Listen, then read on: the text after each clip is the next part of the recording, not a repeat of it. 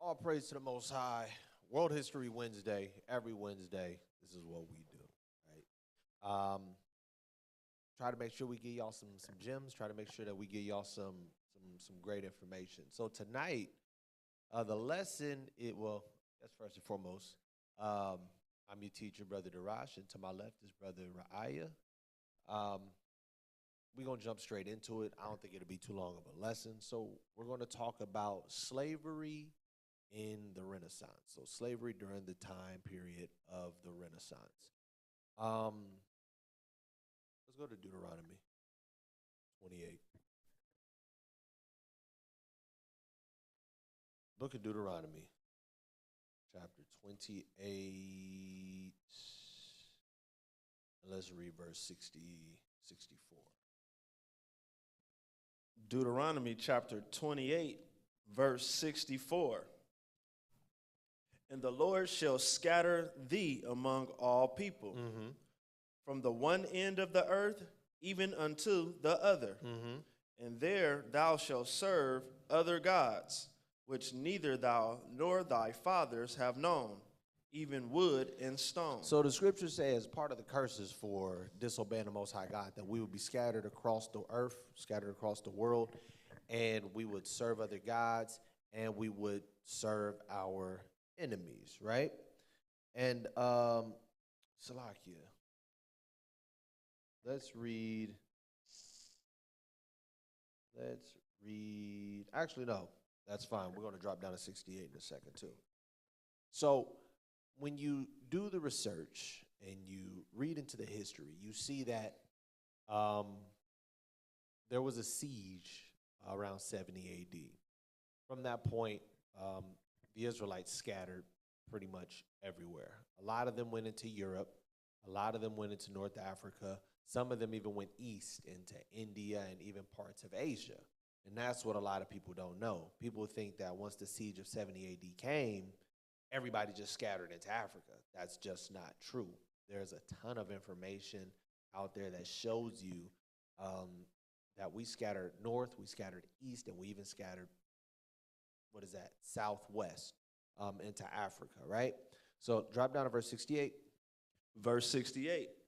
And the Lord shall bring thee into Egypt again with ships. Now, a lot of people are like, oh, Egypt is, that's talking about America. Well, it is, but it's referring to bondage. When you read all through the scriptures, the Exodus 13, Exodus 20, Deuteronomy 5, it is referencing, it always couples Egypt with the house of bondage. So we will be taken back into slavery, back into bondage with ships, right? Read. By the way whereof I spake unto thee. Thou shalt see it no more again. So we would not see the land that we were once in again.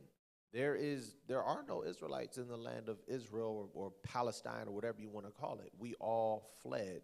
There were a few that stayed, that were enslaved. The rest of us fled. Of those that were not killed, we left. Went to Africa, went to Europe, went to India, went into Asia, all of these different areas, right? And it said we would end up in these areas, and we would serve other gods. But another thing that would happen is we would be captured, and we would be sold into slavery, where we would serve our enemies. Read on. And there ye shall be sold unto your enemies for bondmen and bondwomen. Right. And no man shall buy you. Right. So it says that we will be sold as servants and no one will buy us. Right. So we had some technical difficulties. So I'm going to just pull up the information on my computer and I'll give you the sources. So this is from the Library of Congress. Defining the Renaissance era from the 14th century to the 18th century. So from around 1300, 1330 to the 1700s is the Renaissance era. It says the Renaissance was a fervent period of European cultural, artistic, political, and economic rebirth, quote unquote rebirth, following the Middle Ages. The Middle Ages, also known as the Dark Ages, right? Generally described as taking place from the 14th century to the 17th century, the Renaissance promoted the rediscovery of classical philosophy, literature, and art. So some say the 18th century, some say the 17th. Somewhere within that range is when it ended. The Renaissance arrived at different countries at varying times. Italy was the first to experience this movement beginning in the 14th century, 1300s. While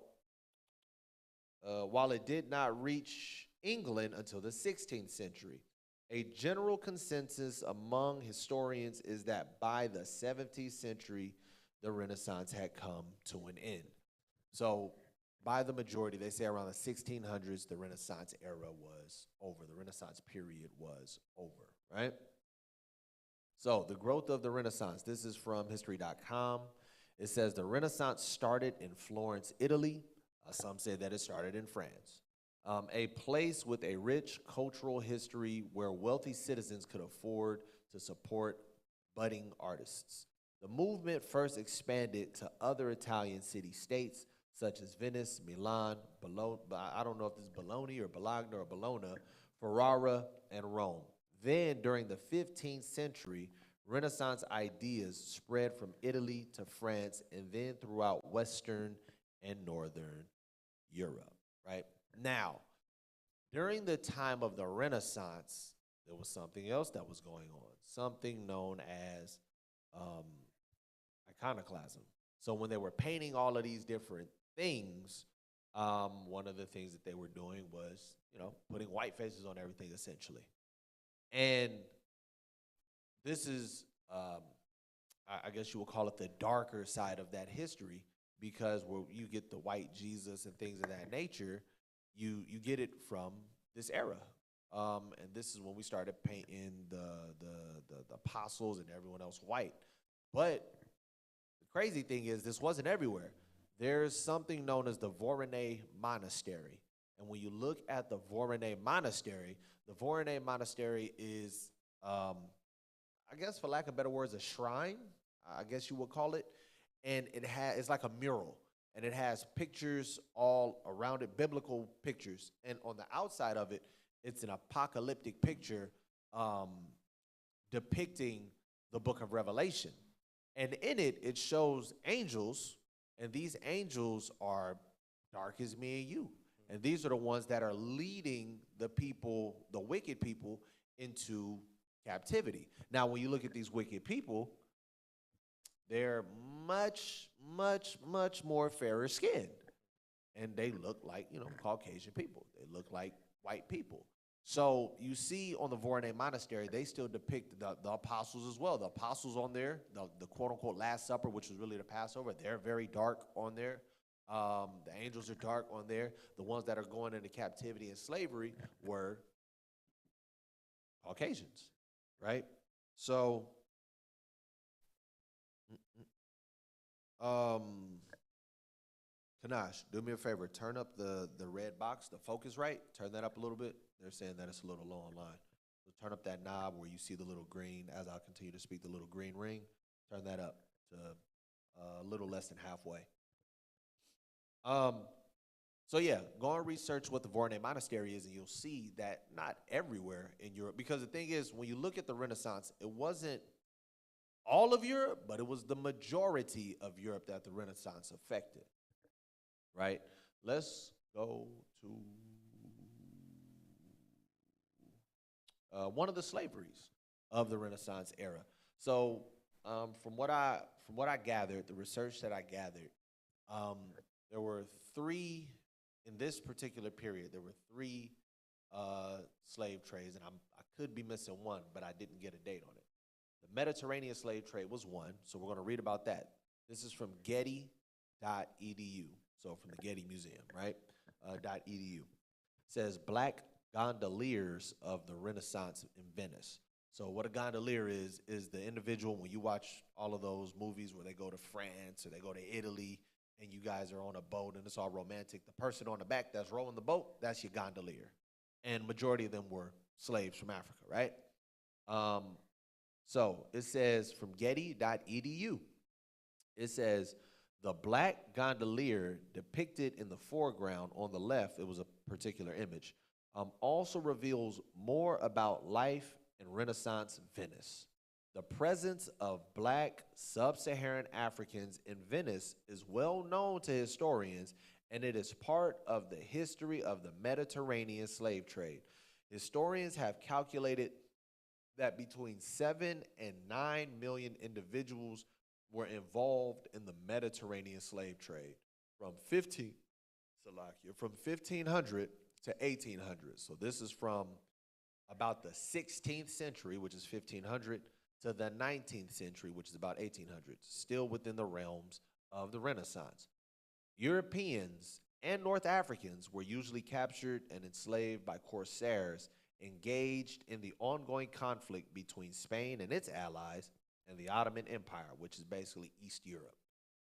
From the 1450s, people from from the western coast of Africa were enslaved by the Portuguese and brought to Europe. So remember, a lot of people tell you that the transatlantic slave trade started in 1600, but the Portuguese and the Spanish, they were taking slaves from West Africa a couple centuries before that. The movement first expanded to other Italian city-states such as Venice, Milan, Bologna, Ferrara, and Rome.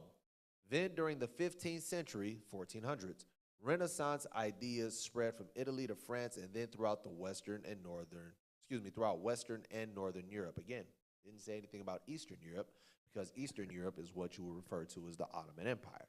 So the Renaissance didn't make it over there, right? Now, this is from a book. That Most Precious Merchandise. Mediterranean trade in the Black Sea, in Black Sea slaves. So you have the Mediterranean Sea, then you have the Black Sea. There was also a slave trade with the Black Sea, right? Where is it? We'll start from the top. The history of the Black Sea as a source of Mediterranean slaves stretches from ancient Greek colonies to human trafficking networks in present day. At its height during the 14th, which is 1300, 14th century, and early 15th century, which is 14th century, 1300, 15th century, 1400s. The Black Sea slave trade was not the sole source of Mediterranean slaves. Genoese, Venetian, and Egyptian merchants bought captives taken in conflicts throughout the region, from North Africa, Sub-Saharan Africa, the Balkans, and the Aegean Sea. Yet, the trade in Black Sea slaves provided merchants with profit and prestige, states with military recruits, tax revenue, and diplomatic influence, and households with service women, men, and children. So you had the Mediterranean Sea, you had the Black Sea. There was a number of different slave trades going on, and I believe even the Sub-Saharan slave trade was running concurrently with this as well, at least for a moment, right? Now, we talk about the transatlantic slave trade. Let me get you the exact name of this source. Hold. I have the link. I just need to see what the name of the actual is.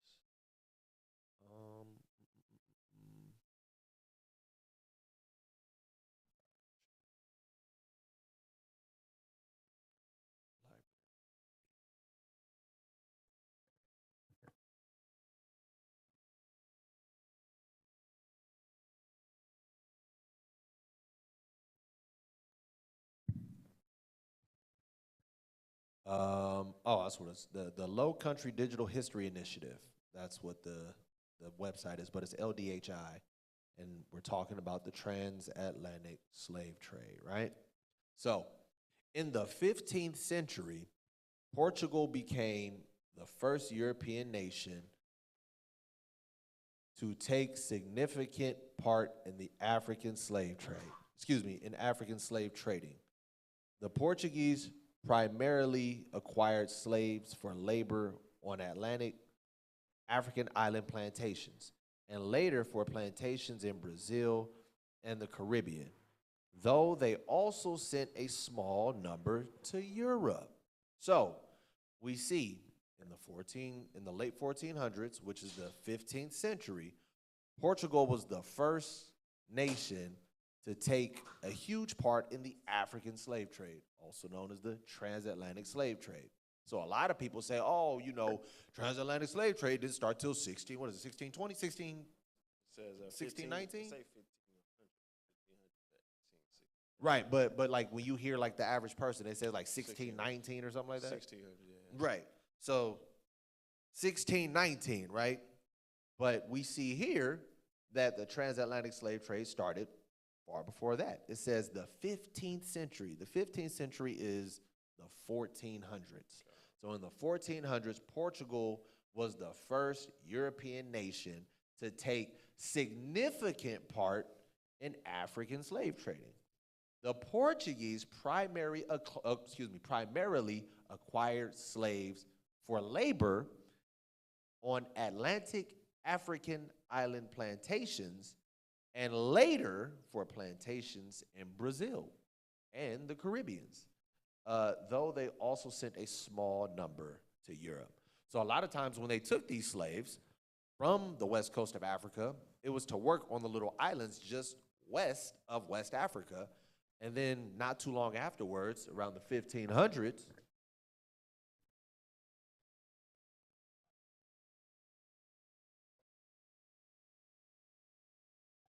and then later they moved them over to the the Western Hemisphere, right? Let's continue to read. This one's from history.com. Want me to help you read it? Are you good? Oh, you got it. You usually, Reach. yeah, it should reach. Go ahead. Start from the top? Yep. All right.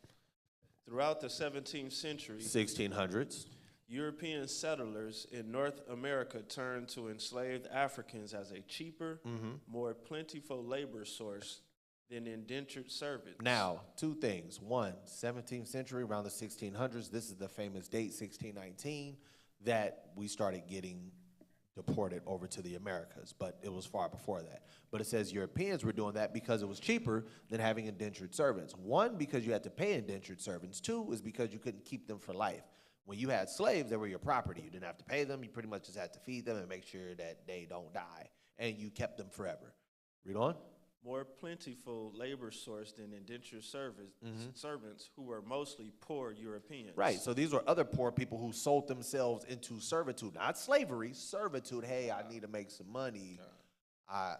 Let me work for you. Okay, cool. And at any point, they can get up and leave. And because they were still humans, considered humans, you couldn't treat them any kind of way like you could with slaves. And it wasn't as cost effective. Go ahead. Though it is impossible to give accurate figures, some historians have estimated that 6 to 7 million enslaved people were imported to the New World during the 18th century alone. So in the span of 100 years, from 1700 to 1799, 18th century, 1700 to 1799, they said about 6 to 7 million people were brought to the Americas, just in that one century. Just in that one century. Read on. Depriving the African continent of some of its healthiest and ablest men and women. Ablest. So most healthy, most able individuals. 6 to 7 million in just 100 years. Again, this specifically is toward the end of the Renaissance. So 17th century, which is the 1600s, we were now getting to the end of the Renaissance period, right? Let's see. Oh, I didn't change that one. Don't worry about it. And, that was the other thing. There's a book called Devastation of the Indies, right? So they had the crazy part is they had these Europeans that they were, working as servants. But you also had the Native Americans, because they called them all Indians, from North America Caribbean islands, to South America. All of them were Indians. They didn't say, oh, these are Brazilians, these are Mexicans. Everybody was Indians, right? The reason why for Central and South America, the transatlantic slave trade was rolling through there was because, and you can read this in The Devastation of the Indies. I didn't have time to get the actual page number in the book, but it's in there for sure. The natives there were being worked so bad and not being fed, malnourished. They literally were being worked to death. And they were being worked so bad that they were dying off at a rapid rate. So the Europeans, the Spaniards, they were losing money. They were losing workers, so they were losing money. They were losing workers, so they weren't able to be as productive as they initially were before they started killing everyone off. Not to mention the fact that they were killing these people for sport. There's a page in the book that talks about there was a young man, probably a teenager, not even a man, a young child, and the Spaniards, what they would do is they would go down a line and literally cut these people's heads off, like laughing about it. And while they're sitting there like terrified for their lives, they're laughing, seeing who could swing the sword and cut their head off with a single swing of a blow. You got situations where there was pregnant women literally getting babies cut out of them and the baby being kicked around like a soccer ball for the hell of it. You had, just like they talk about gator bait amongst African Americans, they had gator bait with the natives as well, and the Indians as well. So they were killing off a populace of people, and so because of that, they needed to find some new merchandise. They needed to find some new workers. Watch this. Let's go to, just want to touch this real quick, Deuteronomy 28 and what is that,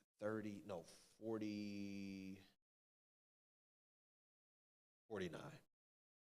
Deuteronomy chapter 28, verse 49. The Lord shall bring a nation against thee from afar, from the end of the earth, as swift as the eagle flieth. It said the Lord's going to bring a nation from far. And here's the crazy part. It doesn't literally mean from across the universe, but, from a foreign land, a place that you know nothing about, right? A nation from far, read. As swift as the eagle flieth, right? A nation whose tongue thou shalt not understand. A nation of a foreign language, read. Next verse. No, go ahead. A nation whose tongue thou shalt not understand. A nation of fierce countenance. A nation of individuals who are fierce, who are ruthless, who are heartless, read. Which shall not regard the person of the old, nor show favor to the young. So these people would not show favor to the young. These people would not show favor to the old. This happened also, during slavery, 1619 on to the African slaves, but it also happened prior to that, both to the indigenous people of the Western Hemisphere of the Americas, and a couple of centuries before 1600s, it was happening to West African slaves. And it said these people would have no regard for the old, no regard for the young, no mercy will be shown. They did not care, right? So when you look into the history of the Renaissance, and like I said, this lesson wasn't going to be that long because slavery in the Renaissance is very brief, but it's a great segue into next week's lesson. But I won't say it's brief. It is, as far as the information is concerned, the information is very condensed, right? So we see that, even in addition to the transatlantic slave trade, we had the Black Sea, we had, I believe, the sub-Saharan slave trade, we had the Mediterranean slave trade. Even in Europe, they were taking Africans from North Africa, bringing them into Europe. Now, mind you, there was a lot of our people in North Africa before they migrated west to the Atlas Mountains and south into West Africa. This, technically, when you look at Morocco and all of that, that is still West Africa, but it's Northwest Africa. We were getting pulled from over there as well, right? So this stuff was already happening from the 1300s to the 1700s. This is the stuff that we didn't know about, right? So when you look at the rebirth era, there was a few things that was going on, which, go to Job real quick, 9. in verse 24. Something that was going to happen anyway, something that was bound to happen according to prophecy and just, repetition of history, because it's also happened in the time of the Maccabees. 9 and 24, read that. Job chapter 9, verse 24. The earth is given into the hand of the wicked. He covereth the faces of the judges thereof. He said the earth was given to the hand of the wicked. So the Dark Ages, what they call the Dark Ages, the Middle Age period, whatever you want to call it, a lot of that was ruled by Moors. And a lot of people don't understand what Moors are. Moors are not a religion. They're not a sovereign. That's none of that. Not an ethnic group. No. So what a Moor is they used to refer to dark-skinned people as Moors. That's Moor, short for Moreno, dark, brown. That's what a Moor is. But for some odd reason, it became an ethnic group and damn near religion. Didn't it have to do something with the water, marine life, working on the water, the sailors? I think that was part of it, but I do know for like when you look at like Spain and like areas of Europe, it literally Moor was short for Moreno. So M-O, like they said, anyone that had like Morris, Morrison, Moore, all of those names were because your forefather or whoever you descended from was black. So the people that were there were known as they were dark skinned. So in Europe at that time, when Europe was ruled by the Moors, when Spain was ruled in areas of France, because it wasn't the entirety of Europe was run by dark skinned individuals, but a lot of it was. And so the Dark Ages were run by them, and then the Renaissance, or the rebirth of art and the rebirth of literature, the rebirth of scholarship and all of that came later down the road, and pretty much was like, okay, well, that's because the Dark Ages was a period of just nothingness. It wasn't no scholarship. A part of the reason they call it the Dark Ages as well is because it was like a murky time in history. We don't know what was going on right there, but it was because it was Moors ruling. That's what was going on. So then the Renaissance comes along, and in the Renaissance period, the rebirth of the rise to prominence of white people comes, and then we have these other slave trades that people didn't really know about. Now, of course, you had what you would call anomalies and casualties of war, for lack of better words, because people argue, well, black people, like even when we talk about who the Israelites are, they're not the only ones who were sold into slavery. As a unit, as a group, as a nation, yes, they were. You can't throw out two or three European. Okay, you got a few Europeans here out of the hundreds of thousands. You got like 100 of them over there. Out of all of these particular communities and villages, they were taking the majority of these people. We just read earlier, in just the span of 100 years, there was 6 to 7 million Africans that were taken from their land. So, Lord willing, there was some edification that went forth. This is a beautiful segue into next week's lesson. Like I said, we wasn't going to be here for long. I think when we circle back to this, I think it'll be dope. What I'll probably do is give more of a precursor to it, because there's this book called Nature Knows No Color Line, and they have a lot of information of the blacks that were ruling in Europe. For some was middle age, some was even during the time of the Renaissance, but it wasn't. I don't believe it was in the Renaissance areas. It was more like Eastern Europe. But they talk about the black nobility that were in these European countries. And I think that would be a great segue into, going into this lesson again. But Lord willing, it was edifying. We're going to keep it short and sweet tonight. I want to make sure that I run my spiel since I got the time to do it. Every first Monday of the month, Q&A. Make sure you come with your questions. Whether it's doctrinal, historical, faith-based, science, whatever it is. We don't profess to know everything, but we know enough. All praise to the Most High. And what we don't know, we will be sure to get back to you about it. Every Tuesday, Bible basics, usually doctrinal, but we also touch on a little bit of history in those classes as well. Wednesday is World History According to the Bible, another foundational class, very beneficial, very helpful to your foundation, to strengthening your faith, because a lot of times, a lot of this information, people are like, oh, you don't find this history in the Bible. Oh, you don't see this in concurrent cultures. You don't see them talk about this stuff, but in fact, they do. There are some that we don't do as much Bible reading, for lack of better words, but more so just pulling out sources. But you can see a lot of times the contemporary history does line up with the Bible, but you wouldn't know that unless you knew where to look. So we try to make sure that we give you that information, which will also help build up your faith. Every second and fourth Thursday, we have Stick to the Script. The second Thursday is in the classroom. The fourth Thursday is usually current events. Make sure you tap into that. Friday and Saturday, led by either one of the bishops or one of the lead apostles, either Yashima or Ash. Friday, room 144. Amazing classes every time. Saturday, led by the Archbishop himself, Bishop Tazayawan. Always some fire.